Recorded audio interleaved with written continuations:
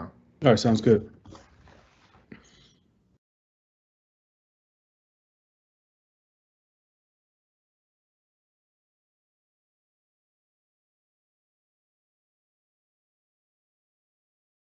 Good evening, everybody. Thank you for your patience. Many of you were just leaving the first part of the session, jumping into this one.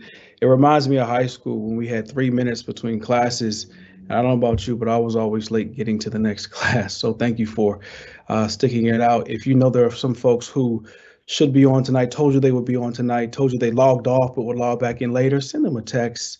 Don't email them. Email takes too long. Send them a text message. Tell them to join us tonight. We've got a few minutes, and I want to make sure that we touch on some of the pieces that we heard in the earlier session. So good evening, once again, Arlington Public School family. For those who I have not had the privilege of meeting yet, I am Dr. Jason Otley, the Chief Diversity, Equity, and Inclusion Officer for Arlington Public Schools. And if you're just joining us tonight in this session, a few minutes ago, we wrapped up a 60-minute panel discussion with students and teachers across 5 school districts: Alexandria City, Arlington County, Loudoun County, Fairfax County, and Falls Church City Schools. And those who sign into this virtual space for part 2, the next 30 minutes, now probably 25, is unique and specific to Arlington Public School employees. The national and Commonwealth pushback around diversity, equity, and inclusion efforts of public schools has resulted from misunderstanding about what the Office of Diversity, Equity, and Inclusion is supposed to do. The legal and social scientific justification for this office efforts is strong, as you will hear shortly, reflected in Dr. Kanninen and Dr. Durán's comments. While DEI as a term is relatively new, the public school system's commitment to basic tenets of DEI is not. The Civil Rights Act of 1964 requires schools that receive federal funds to ensure there is no discrimination and equitable access to educational opportunities. That means APS English language learners must have additional supports that provides access to the same curriculum as English-speaking students. Our students with disabilities must receive equitable services and accommodations as all other students. Services such as these are legal requirements, so I feel vindictive against attacks on educational equity that this work will carry on, even if it takes on a new name and our office looks a little different in the future. But beyond the law, there are educational reasons to sustain equity work. Research exists that shows students achieve at a higher level when they possess a positive sense of belonging. They have positive perceptions of their abilities. They are excited and comfortable being in classrooms that provide an inclusive feeling. Teachers can foster those feelings of high self-esteem and a desire to become engaged in coursework and the school at large. And so tonight, we should also consider that educational equity provides our classroom instructors with tools to think about culturally responsive practices, but also ensure the following. Number 1, governance, which refers to ensuring that a DEI lens is placed on APS policies and strategic planning regarding finance, human and other resources.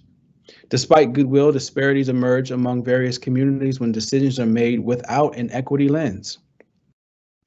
The second, workforce. Equity practices apply to the workforce too.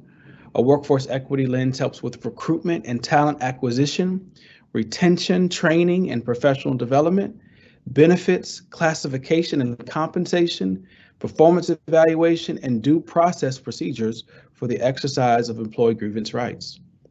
The third is operations.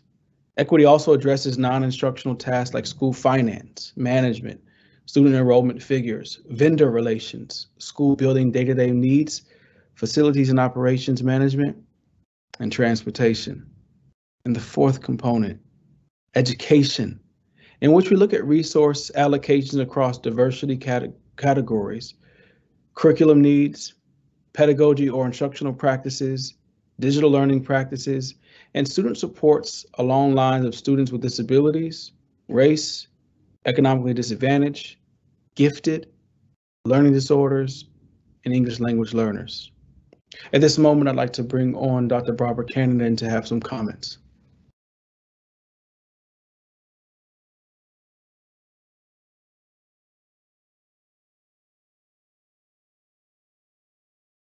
Thank you, Dr. Otley. and congratulations on a wonderful event this evening, and good evening, everyone. I hope you're doing well, and thank you for sticking with us just a little bit longer. I hope you enjoyed the first hour and appreciate you joining us for this discussion piece. So let me first start out by sharing greetings to you from my school board colleagues. I know they were enthusiastic about this event, and I'm sure they're tuned in as well. Greetings from Vice Chair Reed Goldstein and members Cristina Diaz-Torres, David Priddy, and Mary Cadera. Before getting to our topic of the evening, I also want to share a general note of thanks and appreciation to all of you from the school board. We know how hard you've worked over the last 2 years. We've watched in awe as you put one foot in front of the other every single day. And you continue to do that. You show up to support our students. We simply can't thank you enough. Now, regarding tonight's event, first, thank you for being part of this evening and for caring about inclusive history and inclusivity in Arlington Public Schools. I'm glad educators from across school systems work together to do this.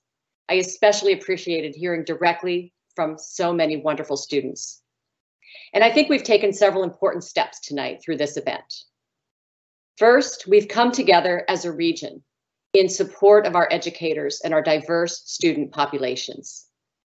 We've shared our commitment to teaching a full and inclusive curriculum and to ensuring that our students are taught the complete truth. Our students need to know they are included and that we respect and believe in their capabilities of being smart global thinkers. The school board wants you to know that we fully support you and the work you do. We have heard your questions and your anxieties while you were focused on our students. The political world, nationally and even in our own state, went after your work, calling your work divisive, labeling it critical race theory, questioning its value. And I know that feels very personal, like they've gone after you. I want to be very clear about what that means to the school board. We're appalled. We're appalled that educators in Virginia would for a single moment have to wonder if their work is valued. It is valued. We hope you know that. And if you don't feel you know that, let me be clear. The Constitution of Virginia puts the authority of overseeing each school division in the hands of their locally elected school boards. The tip line, statements about divisive concepts, talk about banning books. The school board is not letting that stuff into Arlington. We support you and we support your work, and we want you to continue doing it. Equity has long been a priority for our school board and school system. It's a core value in our strategic plan. And this school year, we specifically called out equity and innovation as our areas of focus. There is a lot more to do, we know that, and we're counting on you to help us build the most successful, equitable school system we can be. Our students deserve that. Thank you so much and keep up the great work. And with that, I will turn it over to our superintendent, Dr. Durán. Thank you, Dr. Kanninen, for that. And I want to just quickly say, I know everyone's had a long night. Really want to thank you for participating in the last hour and for being here with us.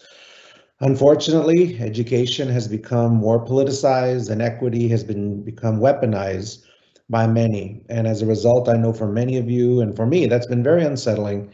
And it was good to hear from our students tonight because they are also feeling some very, very much concern about how they're being treated, welcomed, and the issues and the topics that are being taught.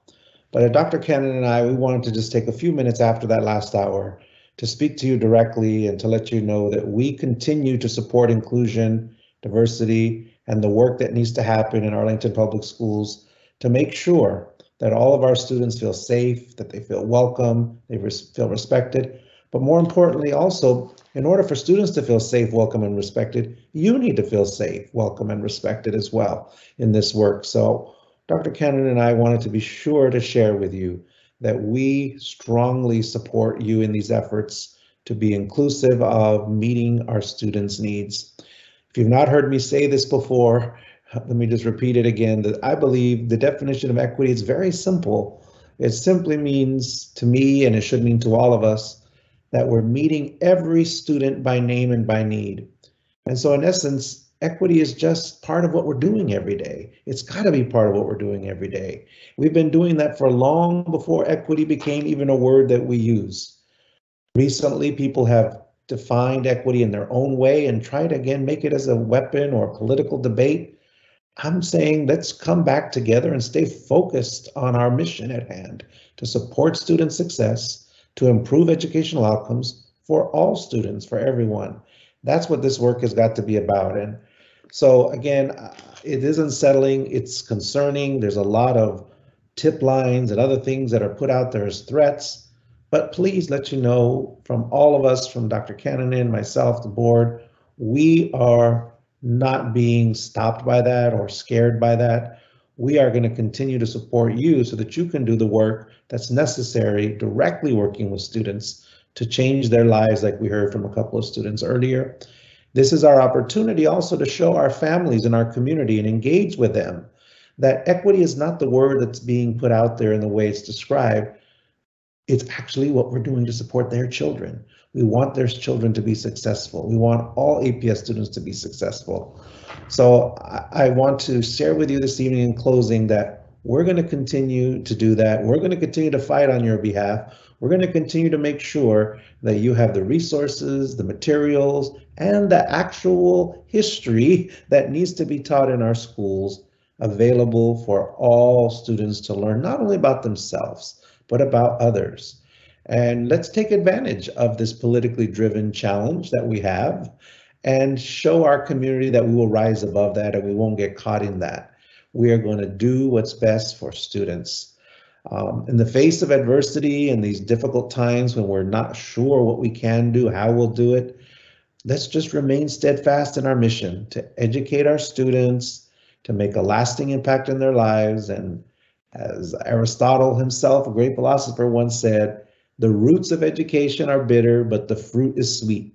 And so in these bitter moments, let's make some sweetness out of it. And let's remind all of our families that what we're doing each and every day is not what's being said out there politically as a scare tactic or as a issue to basically distract us from helping the students' lives. That we all know why we came to work in education. We wanted to make a difference. I firmly believe that if you are part of APS and education, you want to make a difference. So let's make that difference together. Let us support you. When you have questions, when you're concerned, reach out to our Chief Diversity and Equity Inclusion Office, reach out to our academic office for any supports you may need. But please know, as Dr. Kanninen says a few moments ago, the education and the authority of what we have here in the Commonwealth rests with the school board and with myself working together. And so again, that's why we wanted to conclude this evening hearing directly from us. And again, thank you for making equity a verb, putting words, not just concepts, but putting it into action, and to meeting every student by name and by need. Thank you again. Thank you, Dr. Kanninen. And thank you, Dr. Durán. Equity is for everyone, and in our closing, thinking of equity, conflating equity with other more contentious concepts in the educational program has made equity an unnecessary flashpoint. Even in divisions that are not threatened by divisiveness, they're thinking twice about how to proceed with identifying gaps in access, and they're pausing data-driven approaches to provide equitable learning for all students. Here at APS, we will work to maintain that practices such as educational equity continue to exist. We will continue to work to ease concerns that these practices are not divisive. We thank you for leaning into this conversation tonight, and the effort to keep this momentum going is indicative and imperative of all of us. So as we continue to build, let's build together, not in isolation and not in silos. We're in this together. Have a great evening, everybody.